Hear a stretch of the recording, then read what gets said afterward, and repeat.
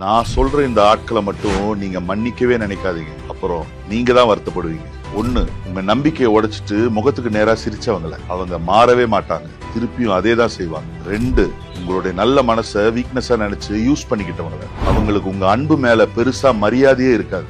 3, அவங்க செஞ்ச ஒரு தப்புக்கு சம்பந்தமே இல்லாம நீங்க தான் காரணம்னு சொல்றவங்கள அவங்க செஞ்ச தப்புக்கெல்லாம் உங்களை பொறுப்பாளி ஆக்கிடுவாங்க. 4, அவங்க நிம்மதியா இல்லாத போதெல்லாம் உங்க சந்தோஷத்தை கெடுத்தவங்கள நீங்க அவன் நல்லா இருக்கணும்னு நினைப்பீங்க, ஆனா அவங்க நீ சந்தோஷமா இருக்கிறதே பிடிக்காது. 5, பொய் சொல்லி உங்களை மத்தவங்களுக்கு எதிரா மாத்தினவங்கள உங்களை பத்தி எல்லாருக்கிட்டையும் அவதூறா பேசி மத்தவங்க முன்னாடி உங்களை அசிங்கப்படுத்துவாங்க. 6, செஞ்ச தப்புக்கு மன்னிப்பு கேட்பாங்க, ஆனா அது அவங்க மனசறிஞ்சு கேட்ட மன்னிப்பு இல்ல, திருப்பியும் அதே தப்ப செய்வாங்க, திருப்பியும் மன்னிப்பு கேட்பாங்க. 7, உங்க மேலேயே உங்களுக்கு சந்தேகம் வர வச்சவங்க. அந்த மாதிரி காயம் ரொம்ப ஆழமானது. இந்த மாதிரி ஆட்களை கிட்டையே சேர்க்காதீங்க.